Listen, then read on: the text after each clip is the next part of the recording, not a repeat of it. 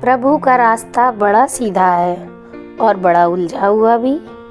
बुद्धि से चलो तो उलझा है, भक्ति से चलो तो सीधा है, विचार से चलो तो बहुत दूर और भाव से चलो तो बहुत पास। नज़रों से देखें तो कण कण में, अंतर मन से देखें तो जन जन में। कहते हैं ना, जाने अनजाने में भगवान का नाम लिया जाना बहुत ही पुण्यशाली होता है। जिस प्रकार कोई अनजाने में जहर या विष का पान कर लेगा तो भी वो अपना पूरा काम करेगा, इसी तरह से अपने कृष्णा का नाम आप किसी भी हाल में लीजिए, वो आपको याद ज़रूर करेंगे। जय जय श्री राधे। ठाकुर जी के श्री चरणों में आप सभी का स्वागत है।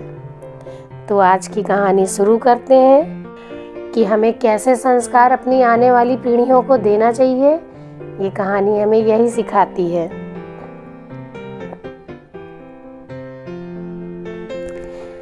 एक शहर में एक सेठ रहते थे जिनका नाम नरोत्तम दास था और उनका जो कारोबार था वो ईंट भट्टे का था और वो काफ़ी ईमानदार व्यक्ति भी थे।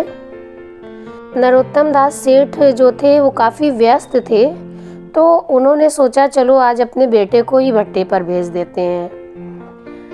बेटे का मन भट्टे पर कभी नहीं लगता था, जिसके कारण वह अक्सर ग्राहकों से उलझ जाता था, जबकि नरोत्तम सेठ चाहते थे कि अब वह अपना अधिक से अधिक समय भट्टे पर दे, जिससे वो अपने पुश्तैनी व्यवसाय में दक्ष हो सके। अभी उनका बेटा आकर अपने केबिन में बैठा ही था कि मुनीम आ गया।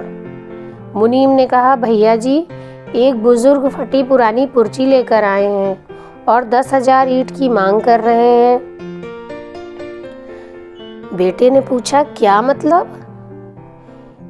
तो मुनीम ने कहा, कह रहा है कि सन 1968 में 15 रुपया 1000 के भाव से उसने 10,000 ईंट का दाम 150 रुपया जमा किए थे, जो आज लेने आया है। बेटा बोला, दिमाग खराब है उसका? आज 10,000 ईंट की कीमत 80,000 है, 150 रुपये में कैसे दे देंगे? भगा दो उसको यहाँ से। पर मुनीम बोला कि लेकिन बड़े बाबूजी के हाथ की दस्तखत की हुई रसीद है उसके पास। बेटा बोला, तब क्यों नहीं ले गए थे? अब क्यों लेने आए हैं? जब ईंट का मूल्य 8,000 रुपये प्रति 1000 है, तब ये 15 रुपये के भाव से ले जाएंगे। सेठ का लड़का भी मुंशी और बुजुर्ग को डांट ही रहा था कि नरोत्तम सेठ स्वयं आ गए। देखा बेटा फिर आज किसी से उलझा हुआ है। कारण पूछने पर मुंशी जी ने वह मुड़ी तुड़ी पुर्ची सेठ जी के हाथों में पकड़ा दी। सेठ जी पर्ची को देखते ही चौंक गए। अब बुजुर्ग की तरफ ध्यान से देखा और पहचानते ही मुस्कुरा पड़े। धनीराम, कहाँ गायब हो गए थे पैसा जमा करके? तब मैंने कितनी प्रतीक्षा की आपकी। खैर कोई बात नहीं, अब ले जाओ 10,000, आपकी ईंटें तो मेरे पास हैं ही। बेटा बोला, पर पापा 80,000 की ईंट 150 रुपये में कैसे संभव है? धनीराम बोले, बेटा जब इन्होंने पैसा जमा किया था तब वही भाव था। सन 68 से इनका भी 150 रुपया ईंट भट्टा में लगा हुआ है और उससे हमने पैसा भी कमाया है, जिसके कारण हम अपने इस व्यवसाय को इतना बढ़ा सके हैं। उस 150 रुपये की पूंजी का लाभ लगातार सन 68 से हम खा भी रहे हैं। ये तो मेरे हाथ की ही रसीद है। मुझे याद है तब मैंने अपने पिताजी के साथ इस भट्टे पर आना शुरू ही किया था और ये मेरी ही उम्र के हैं। जब मैंने ये रसीद काट कर इन्हें दी थी तो इन्होंने हंसकर कहा था, अगर रसीद गायब हो गई तो क्या होगा? तब मेरे पिताजी ने जो जवाब दिया वो मुझे आज भी याद है। पिताजी ने कहा था, अगर मेरे जीवन काल में आ गए तो रसीद ना भी लाओगे तब भी आपका पैसा मुझ पर रहेगा, ईंट आपको मिलेगी, क्योंकि मुझे आपका चेहरा याद है।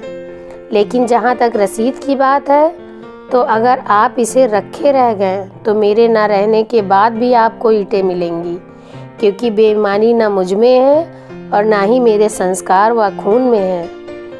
इतना कहकर सेठ जी ने 10,000 ईंट बुजुर्ग के यहाँ पहुँचाने के लिए मुंशी को आदेशित कर दिया और अपने बेटे के कंधे पर हाथ रखकर बोले, बेटा, तुम्हारे साथ परिस्थितियाँ चाहे कितनी भी प्रतिकूल हों, लेकिन ईमानदारी का पथ कभी ना छोड़ना।